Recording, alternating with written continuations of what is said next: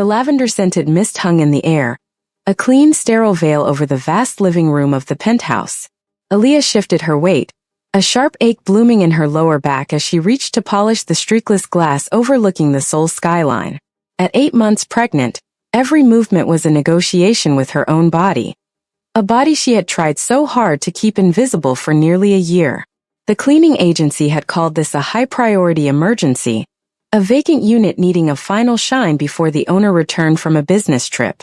The heavy thud of the penthouse door clicking open shattered the silence. Aaliyah froze. Polished shoes clicked against the marble with a rhythmic, predatory precision she recognized in her very marrow. She didn't want to turn around. She prayed it was just the concierge, but then the scent hit her, sandalwood, rain, and the cold metallic edge of expensive cologne. The plastic spray bottle slipped from her numbed fingers. It hit the floor with a sharp, echoing clatter, the lavender liquid pooling around her worn sneakers. Everyone out. Now. The voice was a low vibration that seemed to rattle the floorboards. Aaliyah finally turned, her hand instinctively flying to the heavy, protective curve of her stomach. Miho Lee stood in the foyer, a towering silhouette of tailored charcoal wool and lethal intent. The tattoos on his neck, dark and intricate vines of power, seemed to pulse against his white collar. Behind him, his men in matching black suits stopped mid-stride, their expressions shifting from professional indifference to pure, unadulterated shock as they looked at the woman in the simple cleaning uniform. Miho didn't look at his men. He didn't look at the spilled cleaner. His gaze was a scorching brand, locked onto Aaliyah's face before dropping, with agonizing slowness, to the undeniable life she was carrying. The air in the room vanished. For 8 months, he had been a ghost in her nightmares. Now he was 6 feet of fury and something that looked terrifyingly like heartbreak. He stepped over the threshold, the light from the floor-to-ceiling windows catching the glint of his watch as he moved into her space. His hand, the one that had once held her in the dark and signed the lethal orders of the Lee Syndicate, reached out. It didn't reach for a weapon. It reached for her, and as it hovered near her wrist, Aaliyah saw it. The slight, unmistakable tremble of a man whose world had just been leveled by a single clatter of plastic on stone. Aaliyah, he rasped, the name sounding like a prayer and a threat all at once. Tell me I am dreaming. Would you like me to write the next chapter? Where Miho discovers the truth behind Aaliyah's disappearance. The tea room of the Lee estate had always been a place of cold, stifling beauty, smelling of dried hibiscus and the ancient, polished wood of the ancestors. 8 months ago, it became the room where Aaliyah's world ended.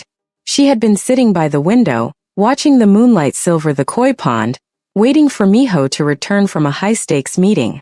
She had his favorite tea steeping, the steam rising in delicate curls that matched the peace in her heart. A peace that was shattered the moment the sliding door moved with a sharp, unforgiving click. Madame Lee did not walk. She glided, a ghost of old-world authority dressed in silk that hissed against the floor like a warning. She didn't look at Aaliyah. Instead, she sat with a rigid, terrifying grace, her eyes fixed on the dossier she placed on the low table.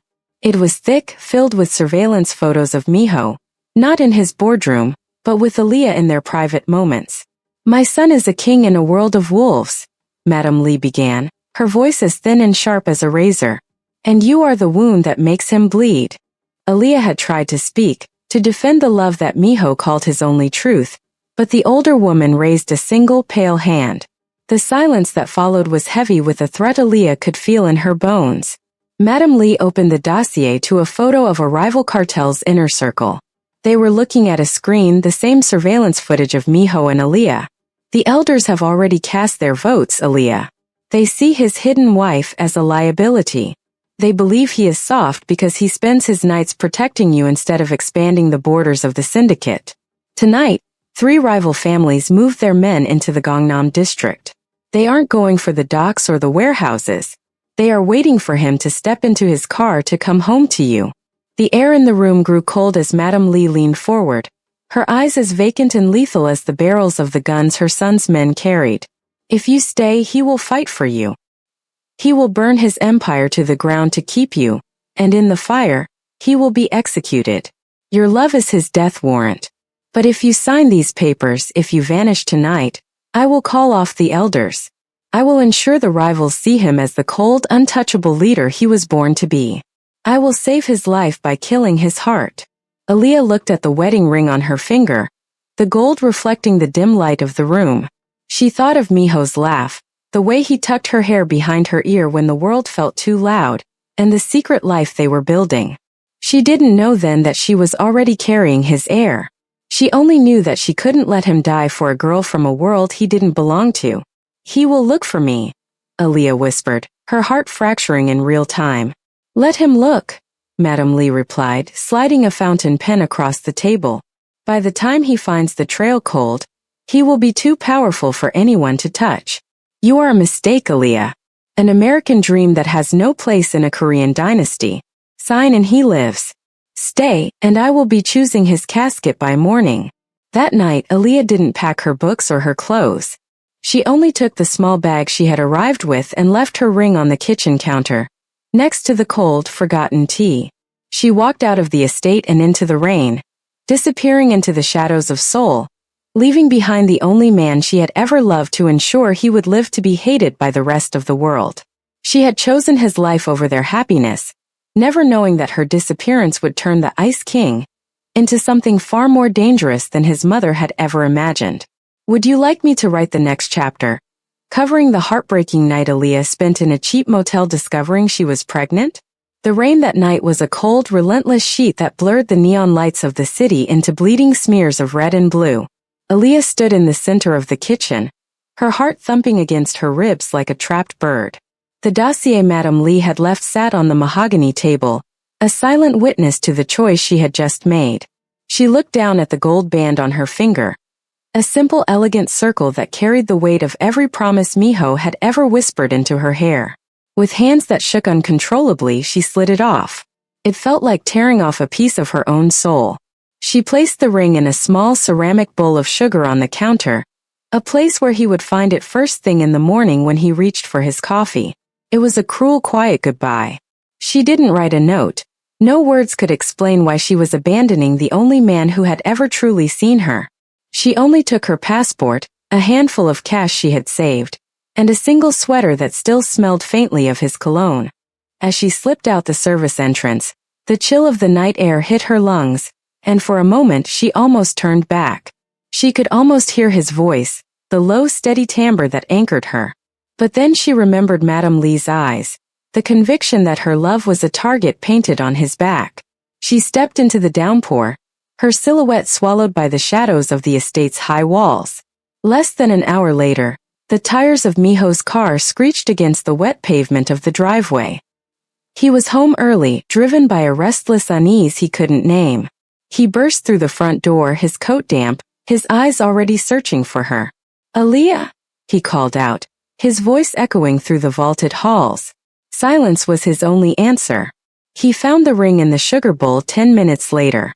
The sight of it, the gold gleaming against the white crystals, shattered the legendary composure of the Lee Syndicate's heir. He didn't scream, he didn't throw things. He simply went still, a terrifying, absolute stillness that usually preceded a massacre. He picked up the ring, his thumb tracing the engraving inside. "Find her," he whispered into the empty kitchen.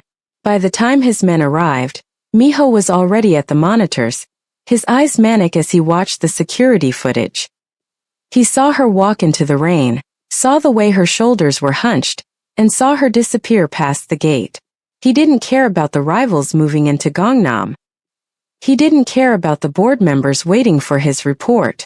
"I want every street camera, every bus terminal, and every subway station in this city under surveillance," he roared, his voice finally breaking. "I want her back. If a single hair on her head is harmed, I will burn every district in this city until there is nothing left but ash. Find my wife." That night, the Ice King of Seoul died, and a monster was born. While Aaliyah shivered in the back of a taxi, heading toward a part of the city where the Lee name carried no weight, Miho was tearing the world apart to find the piece of himself he had just lost. He didn't know yet that she was carrying his future, but he already knew that without her, he had no future at all. The rain was a relentless, cold sheet that blurred the Seoul skyline into smears of neon red and electric blue. Inside the Lee estate, the air was unnervingly still, smelling of the expensive jasmine incense Madame Lee had left behind like a floral shroud.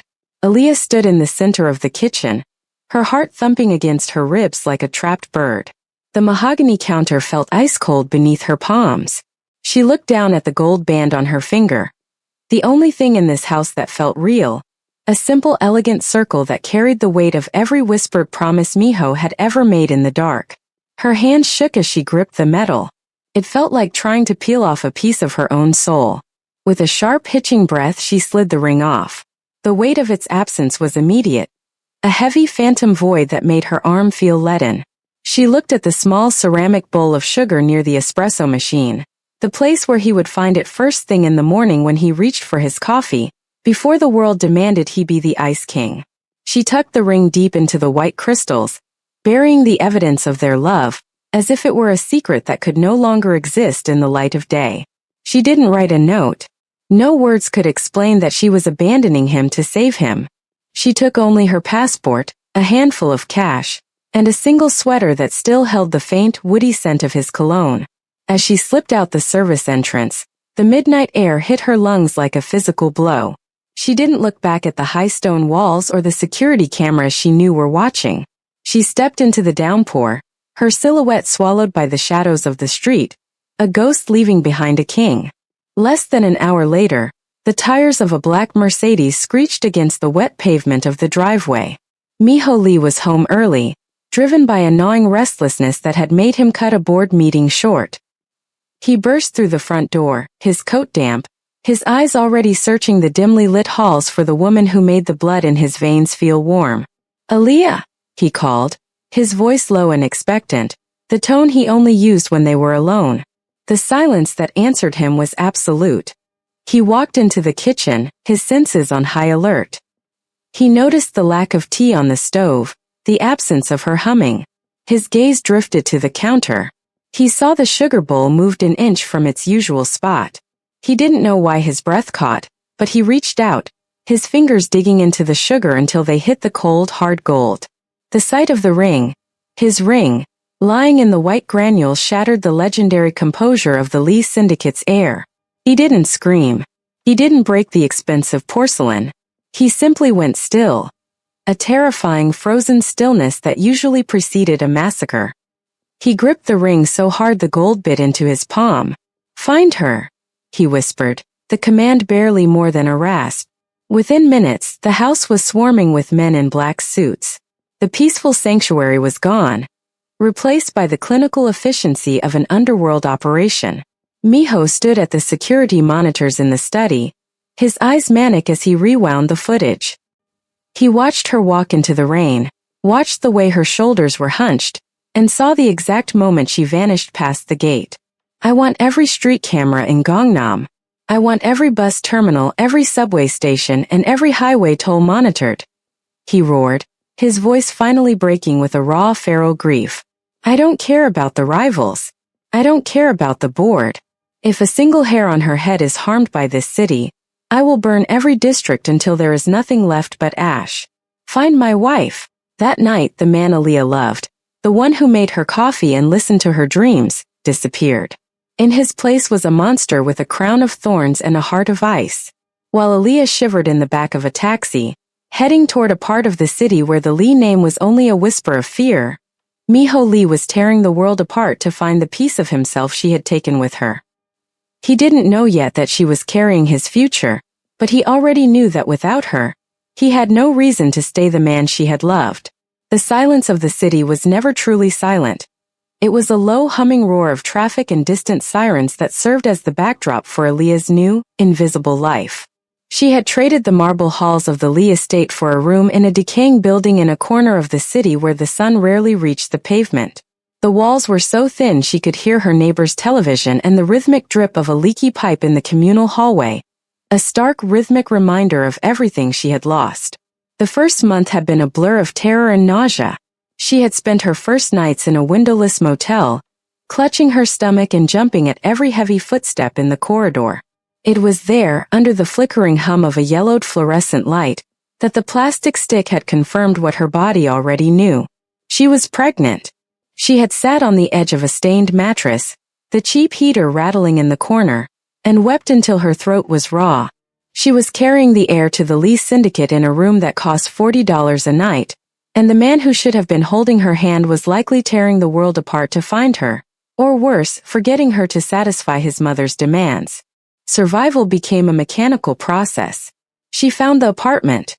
A single room barely wide enough to stretch her arms across, and a job with an agency that didn't ask for a resident card as long as she was willing to scrub the floors no one else wanted to touch. She learned the art of disappearing. She wore oversized hoodies even in the humid heat of the Seoul summer, hiding the growing curve of her waist.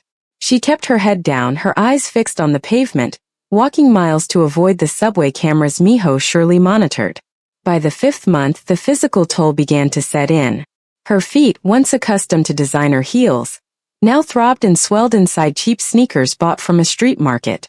Every morning, the alarm clock was a physical blow, demanding she rise and haul her heavy body to another luxury high-rise to clean up the lives of people who didn't even see her.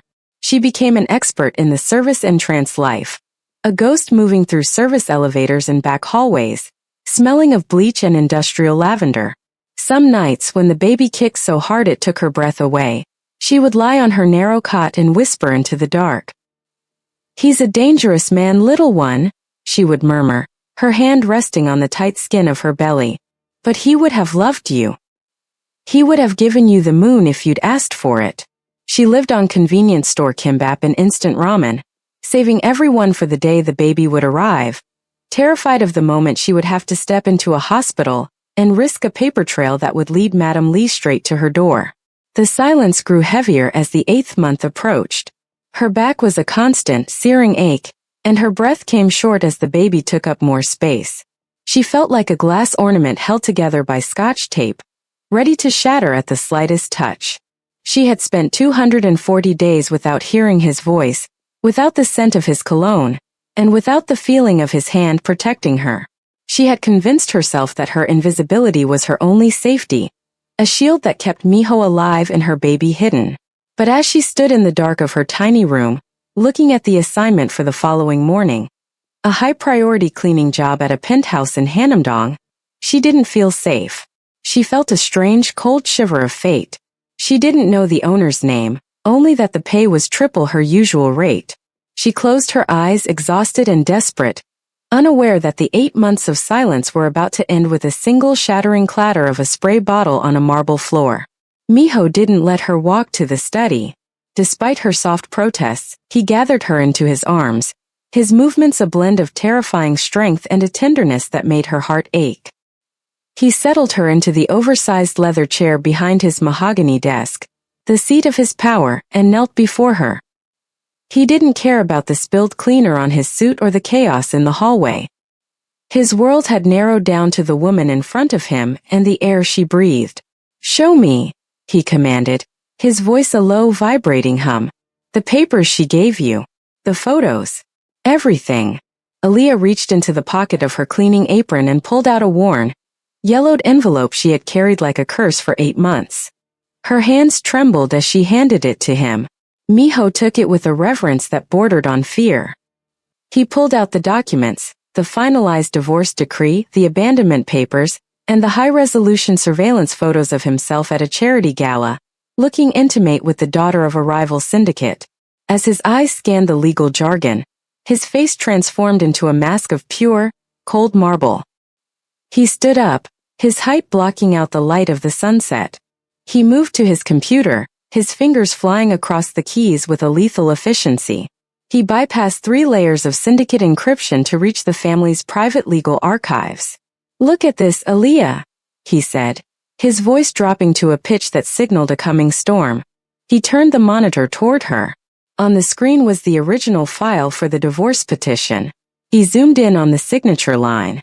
Beside it, he pulled up a digitized copy of his actual signature from a recent merger contract. To an untrained eye, they were identical, but Miho pointed to a microscopic tremor in the loop of the L, and the way the ink pooled at the end of the stroke. "It's a digital forgery," he rasped, the words sounding like breaking glass. "A high-level scan and replicate job. Only 3 people in this city have the clearance to access the family seal, And the encryption keys required to file this without my terminal alerting me. My mother is one of them. He clicked another window, pulling up the metadata for the surveillance photos. The timestamps didn't match the gala dates. They were composites, layered images created to make a business greeting look like a lover's embrace. He realized then that while he had been tearing the city apart, scouring the slums and the docks for a trace of his wife, his own mother had been sitting across from him at dinner, watching him bleed and offering him tea. The silence in the study grew heavy, the kind of silence that precedes a massacre. Miho didn't roar. He didn't sweep the items off his desk. He simply turned off the monitor and looked at Aaliyah. The Ice King was gone, replaced by a man who had realized that his own blood had poisoned his well. She used my name to kill our life, he whispered, his eyes glowing with a dark, predatory light. She convinced you that I was the one who threw you away. She used my power to make you believe I was your predator instead of your protector. He walked back to her, taking her face in his large, tattooed hands. His thumbs traced the dark circles under her eyes, evidence of the 8 months of survival he had inadvertently forced upon her. I thought I was fighting rivals for my throne, Aaliyah. I thought I was protecting you from enemies at the gate. But the enemy was inside the house, wearing a silk hanbok and calling herself my mother. He leaned down, pressing his forehead against hers. His breathing was ragged, the sound of a man who had finally found the target for all the rage he had been carrying. She wanted a pure dynasty. She wanted a leader who had no heart left to break. She's about to find out that a man with nothing to lose is dangerous, but a man who has just found everything he thought he'd lost is a goddamn monster. He reached for his phone, his thumb hovering over a speed dial contact that would signal the beginning of the end for Madame Lee's influence. We aren't hiding anymore. Tonight the board meets. Tonight, the city learns that there is no Lee syndicate without the woman who carried my heir through the mud, while I was too blind to see the snakes in my own garden. Would you like me to write the next chapter, where Miho turns the penthouse into a private medical fortress, and begins his systematic dismantling of his mother's power? The roar of Miho's fury was still vibrating in the air when Aaliyah's world began to tilt. The high-definition monitors, the mahogany desk, and the sharp tattooed lines of Miho's face blurred into a kaleidoscopic smear of gray and charcoal. She tried to take a breath, but it caught in her throat, strangled by a sudden searing spike of pain that radiated from her lower back and tightened across her abdomen like a vice. Aaliyah! Miho's voice, which had been a lethal promise of destruction seconds before, cracked with immediate raw terror. She didn't have the strength to answer. A cold, prickling sweat broke across her forehead, and her knees, already weakened by months of standing on hard marble floors, finally gave way. She didn't hit the ground. Miho was there before she could even gasp, his large hands catching her with a desperation that nearly knocked the wind out of him. He pulled her against his chest, his heart hammering against her ear, a frantic, uneven rhythm that matched her own. "The baby," she managed to whisper, her fingers digging into the expensive fabric of his suit. "Miho, something's wrong." The Ice King vanished. In his place was a man who looked like he had been struck by lightning. He scooped her up, his movements no longer calculated or powerful but frantic. He didn't take her to the elevator. He didn't trust the world outside. He carried her back into the master bedroom, laying her onto the silk sheets she had once called home, while he barked orders into his phone that sounded like battle cries. "I don't care about the board. I don't care about the docks," he roared into the receiver. "Get Dr. Han here now. If his car isn't in the driveway in 5 minutes, I'll send a helicopter to pick him up from the middle of the street. Move." Within 20 minutes, the penthouse, once a cold monument to Miho's solitary power, was transformed into a sterile high-tech fortress of medicine. Crates of medical equipment were wheeled in by silent men in suits, and the hum of monitors began to fill the space where silence had reigned for 8 months. Dr. Han, a man who had treated the syndicate's most violent wounds, looked at Aaliyah's pale face and the monitors tracking the baby's erratic heartbeat, and his expression went grim. "Stress-induced crisis," the doctor murmured, his eyes flickering toward Miho, who was pacing at the foot of the bed like a caged predator. "Her blood pressure is dangerously high. Her body is exhausted, Miho. She's malnourished, dehydrated, and her heart is trying to do the work of two people with no fuel left. Another few days of that cleaning job, and we wouldn't be having this conversation. Miho stopped mid-stride. He looked at Aaliyah, so small amidst the luxury he had provided, her arm hooked to and for drip, her breathing shallow. The realization hit him with a physical force that made him stagger. His pursuit of power and his family's greed had nearly killed the only two things that made his life worth living. He walked to the side of the bed and knelt, taking her hand in both of his. He didn't care that the doctor was watching. He didn't care that his empire was waiting for his command. "I'm here," he whispered, his forehead resting against the back of her hand. "I'm not leaving. I don't care if the whole city burns to the ground, Aaliyah. You stay with me. Do you hear me? You stay." He stayed there for hours, a sentinel in a custom suit, refusing to eat or sleep. Every time she flinched in her sleep, his grip tightened. He had been ready to dismantle his mother's world with phone calls and board meetings. But as he watched the steady, fragile drip of the four, he realized the true price of his crown. He had spent his life being a monster so no one could hurt him, only to find that the most dangerous weapon in the world was the silence he had allowed to grow between them. He wouldn't leave her side again, not for the throne and not even for revenge. The roar of Miho's fury was still vibrating in the air when Aaliyah's world began to tilt. The high-definition monitors, the mahogany desk, and the sharp tattooed lines of Miho's face blurred into a kaleidoscopic smear of gray and charcoal. She tried to take a breath, but it caught in her throat, strangled by a sudden searing spike of pain that radiated from her lower back and tightened across her abdomen like a cold iron vice. "Aaliyah!" Miho's voice, which had been a lethal promise of destruction seconds before, cracked with immediate raw terror. She didn't have the strength to answer. A cold, prickling sweat broke across her forehead, and her knees, already weakened by 8 months of standing on hard marble floors and walking miles to save on bus fare, finally gave way. She didn't hit the ground. Miho was there before she could even gasp, his large hands catching her with a desperation that nearly knocked the wind out of him. He pulled her against his chest, his heart hammering against her ear, a frantic, uneven rhythm that matched the panic rising in her own chest. "The baby," she managed to whisper, her fingers digging into the expensive dark fabric of his suit. "Miho, something's wrong. It hurts." The Ice King vanished. In his place was a man who looked like he had been struck by lightning.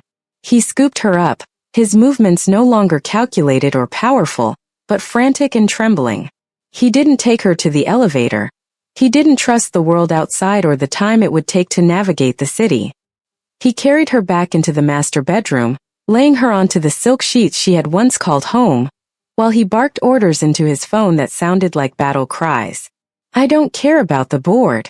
I don't care about the docks," he roared into the receiver, his voice echoing through the vaulted ceilings of the penthouse. "Get Dr. Han here now. If his car isn't in the driveway in 5 minutes, I'll send a helicopter to pick him up from the middle of the street. Move." Within 20 minutes, the penthouse, once a cold monument to Miho's solitary power, was transformed into a sterile high-tech fortress of medicine. Crates of medical equipment were wheeled in by silent men in black suits, and the hum of fetal monitors began to fill the space where silence had reigned for months. Dr. Han, a man who had treated the syndicate's most violent wounds, looked at Aaliyah's pale face and the monitors tracking the baby's erratic heartbeat, and his expression went grim. "Stress-induced crisis," the doctor murmured, his eyes flickering toward Miho, who was pacing at the foot of the bed like a caged predator. "Her blood pressure is dangerously high. It's preeclampsia, Miho. Her body is exhausted. She's malnourished, dehydrated, and her heart is trying to do the work of two people with no fuel left. Another few days of that cleaning job, and we wouldn't be having this conversation." She was essentially working herself to death. Miho stopped mid-stride. The silence that followed was more terrifying than his shouting. He looked at Aaliyah, so small amidst the luxury he had provided, her arm hooked to and for drip, her breathing shallow and labored. The realization hit him with a physical force that made him stagger. His pursuit of power and his family's greed had nearly killed the only two things that made his life worth living. He had been so focused on the crown that he hadn't seen the queen bleeding at his feet. He walked to the side of the bed and knelt, taking her hand in both of his. He didn't care that the doctor was watching.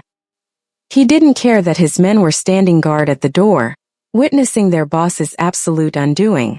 "I'm here," he whispered, his forehead resting against the back of her hand, his voice thick with a grief he had suppressed for 8 months. "I'm not leaving. I don't care if the whole city burns to the ground, Aaliyah. You stay with me. Do you hear me? You and our child stay." He stayed there for hours, a sentinel in a custom suit, refusing to eat or sleep. Every time she flinched in her sleep, his grip tightened, his eyes never leaving her face. He had been ready to dismantle his mother's world with phone calls and board meetings, but as he watched the steady, fragile drip of the four, he realized the true price of his legacy. He had spent his life being a monster so no one could hurt him, only to find that the most dangerous weapon in the world was the distance his family had forced between them. He wouldn't leave her side again, not for the throne and not even for revenge. The reckoning could wait. His family was fighting for their lives. The air in the living area of the penthouse was thick with the scent of high-end cigar smoke and the metallic chill of impending violence. The board members of the Lee Syndicate sat in a semicircle of leather and chrome, their faces carved from granite, representing the old world of Seoul's underworld. At the center stood Madame Lee, her silk hanbok a masterpiece of emerald and gold, a queen mother waiting to reclaim her wayward son. She had no idea she was standing in the middle of a graveyard. Miho stepped into the room, his footsteps heavy and deliberate against the marble. He didn't sit and he didn't offer tea. He simply tapped a sequence on his tablet, and a series of high-definition screens descended from the ceiling, displaying the raw, bleeding metadata of his mother's treachery. "In the last 3 minutes," Miho began, his voice a low, vibrating hum of lethal intent, "your offshore accounts in Switzerland have been frozen. The deed to the estate in Busan? Transferred. Your controlling shares in the shipping conglomerate? Liquidated and redistributed to the security teams you tried to bypass." Madame Lee's composure cracked, her eyes widening as the reality of her sudden poverty set in. She tried to speak, her hand flying to the jade pendant at her throat. "Miho, you wouldn't." "I already have." He cut her off, his voice like breaking glass. "You used my signature to destroy my life. Now I am using mine to erase your existence. You aren't a member of this board anymore. You aren't even a Lee. You are a ghost." He signaled to the double doors of the master suite. They swung open with a clinical hiss. There stood Aaliyah, supported by a specialized medical chair, draped in a cashmere blanket that felt like a cloud against her skin. Her 4 poles stood beside her like a silver scepter, and though her face was pale, her gaze was steady and unbreakable. Miho walked over to her, standing behind her and placing his large, tattooed hands on her shoulders in a clear mark of possession and protection. The contrast between his dark suit and her radiant presence was a silent roar to the room. "This is Aaliyah Grant Lee," he announced to the men who held the city's strings. The words echoed with the finality of a gavel. "She is the mother of the next head of this family. She is my wife, and she is the only reason I haven't leveled every building you own today. From this moment on, her word is my word. Her safety is the only law of this syndicate." He looked at the elders, his eyes glowing with a dark, predatory light. "Bow." One by one, the most dangerous men in Seoul stood and lowered their heads in deep, terrified respect. Madame Lee stood alone in the center of the room, a relic of a dynasty that had just been overthrown by the very love she had tried to kill. "You have 24 hours to leave Seoul," Miho whispered, his gaze never leaving Aaliyah's reflection in the window. "If I see your face in this city again, I will forget we share blood. The Ice King doesn't have a mother. He only has a queen." The room emptied in a rush of terrified silence. As the heavy doors sealed them in, Miho knelt beside Aaliyah, his forehead resting against hers, his breathing finally slowing. The empire was hers. He was merely its sword. The sterile hum of the medical monitors in the master suite was the only sound that dared to defy the heavy, oppressive silence of the penthouse. Outside those doors, Miho Lee was a god of the underworld, a man whose word could shift the tides of the global economy or end a life with a single nod. But inside this room, standing by the bed where Aaliyah lay, he felt like a ghost. Formless, powerless, and utterly hollow. The empire he had fought so hard to reclaim, the syndicate he had just purged of his own mother's influence, felt like a handful of ash compared to the fragile, rhythmic beat of Aaliyah's heart on the screen. The crisis had escalated within minutes of the board member's departure. The temporary stability Aaliyah had found was shattered by the sheer physical toll of her 8-month ordeal. Her breath was coming in short, terrifying hitches, her skin a pale contrast to the deep charcoal of the silk sheets. "Miho," she gasped, her hand tightening around his with a strength that shouldn't have been possible for someone so exhausted. "Something is. It's starting. I can't. It hurts too much." Dr. Han didn't look up from the monitor, his face a mask of clinical focus. "Her blood pressure is spiking again. The preeclampsia is moving into a dangerous stage. We can't wait for a natural progression. The stress has triggered labor, but her body is too weak to sustain it. We have to deliver the baby now." "Do it," Miho said, his voice a low, vibrating rasp. He didn't move from Aaliyah's side, his large tattooed hand anchoring her to the bed. "Save them. Save them both, or I will burn this city until there is nothing left to treat." The room transformed into a blur of controlled chaos. Medical assistants moved with the silence of shadows, preparing the sterile field. The sharp metallic scent of antiseptic began to overwhelm the sandalwood cologne Miho wore. Aaliyah's eyes were fixed on his, wide with a raw primal fear that mirrored his own. For 8 months she had survived in the dark, protecting this child with nothing but her own grit. Now at the finish line she looked at the man she had run from, the man who was currently holding her hand as if it were the only thing keeping him on earth. "Look at me," Miho commanded, his forehead dropping to rest against hers. "Don't look at the machines. Don't look at the doctor. Just me, Aaliyah. I've got you. I'm never letting you go again." As the emergency procedure began, Miho felt the world outside the penthouse walls vanish. He didn't think about the docs he controlled, the billions in offshore accounts, or the rivals who were currently trembling at his name. He realized, with a clarity that felt like a blade to the chest, that he had spent his entire life building a throne made of ice and blood. He had thought power was the ability to control others, to be untouchable. But as he watched Aaliyah's face contort in pain, as he felt the desperate heat of her palm against his, he realized true power was the courage to be this vulnerable. He would trade every territory he owned for a single healthy cry from the child he hadn't yet met. The tension in the room reached a breaking point. The beeping of the monitors grew faster, a frantic staccato that seemed to mirror the racing of Miho's heart. He didn't realize he was praying until the words started to form in his mind, a desperate bargain with a universe he had long ago stopped believing in. "Take the empire. Take the name. Just leave me her. Just give me them." Then the sound broke through the silence. It was thin at first, a wet, struggling rasp that suddenly bloomed into a full-throated, healthy scream. The sound was more powerful than any explosion, more authoritative than any command Miho had ever given. Dr. Han moved with practiced ease, and a moment later, a small bundled shape was brought toward them. "A daughter," the doctor whispered, his own tension finally breaking into a tired smile. "She's small, but she's a fighter, Miho."